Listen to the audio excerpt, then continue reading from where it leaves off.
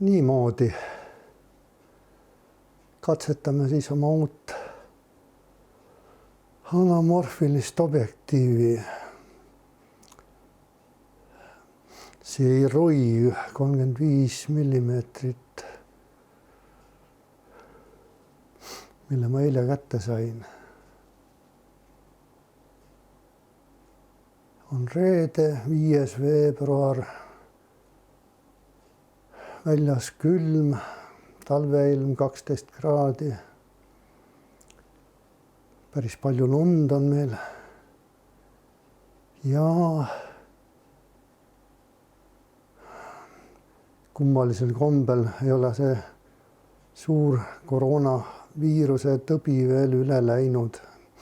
See ikka kiusab maid ja rahvaid.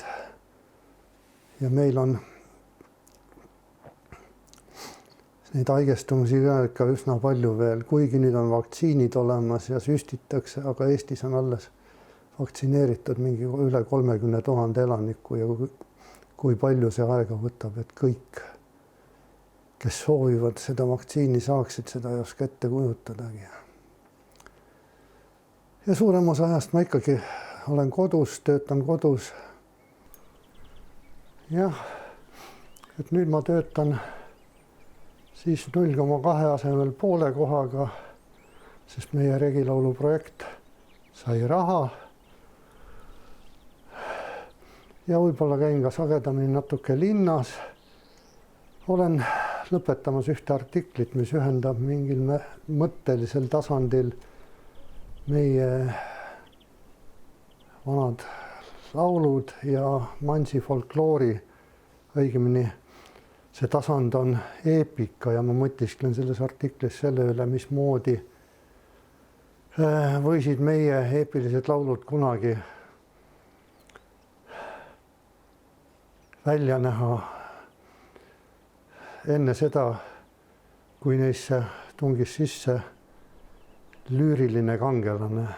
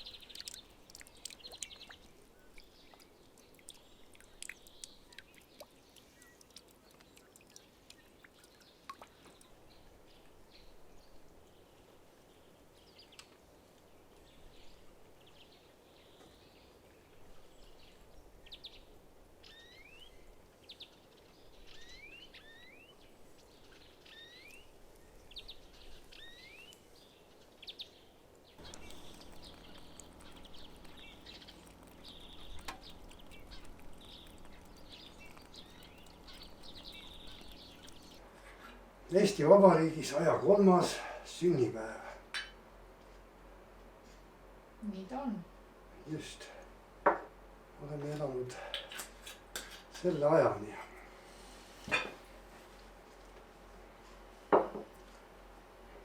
Tervitused talle ja meile. Jaa.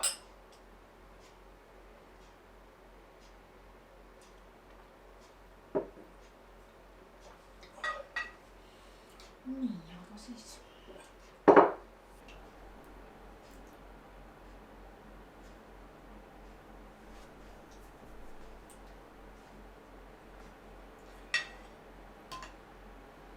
Tule võta ka süüa ette. No.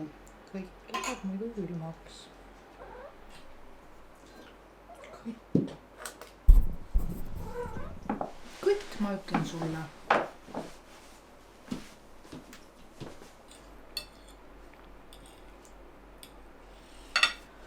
Ma muudku söön ja sina ei tulegi.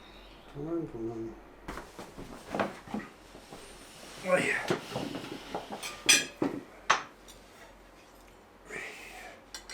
Imeline liha.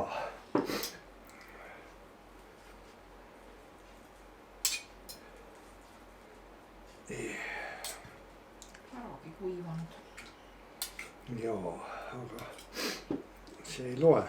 Ameeriklased ei tulnudki. Ja teised koolid, kes hommikuti õpetavad ja õhtuti hoiavad ja ravivad neid lapsi ja noori, kel pole olnud õnne tulla siia ilma tervena, muretsevad oma tuleviku pärast juba aastaid. Riik ei ole suutnud neile anda tulevikukindlust. Tihti veel haledama palga eest, kui on nende hoolealuste tervis. Meie riigieelarves ei kaaluta nende inimeste tööd õiglaste kaaludega. Elutähtsate teenuste osutajad on justkui nähtamatud. Nähtamatud, kui nad pole parasjagu just meie kangelased.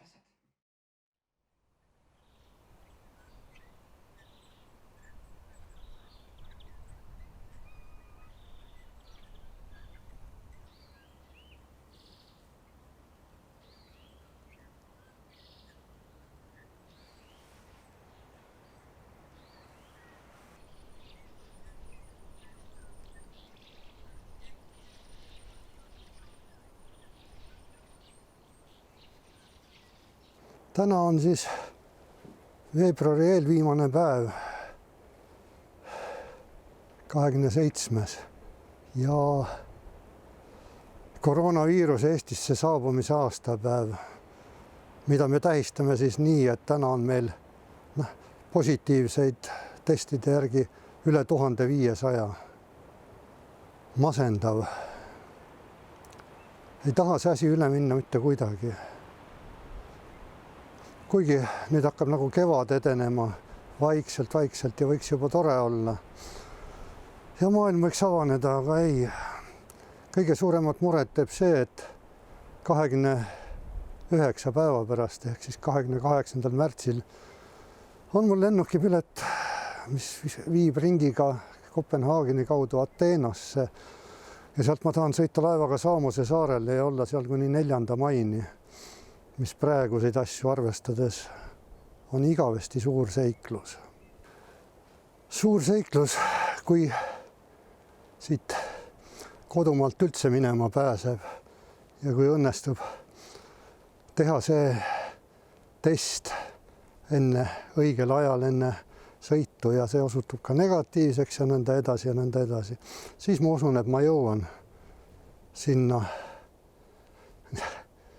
praegu tundub nagu tõotatud maale, kus on soe juba praegu, täna vist mingi 17-18 kraadi ja kus saab rahulikult võib-olla tööd teha ja ringi hulkuda ja kus ei ole ka eriti koroonat. Mitte, et ma seda ikkagi nii väga kardaksin, aga siin on jällegi elu peaaegu seisma pandud. Õnneks on kaubanduskeskused veel lahti. Sellepärast, et mul on vaja dokumendipilti teha näiteks ja kohvrit oleks vaja ja nõnda edasi ja kõike seda saab nagu kaubanduskeskustest. Hea küll, kohvrit saaks osta ka neti teel ja kuller toob koju, aga fotot ei tee keegi neti teel. Selleks tuleb ikkagi fotopointi kohale minna.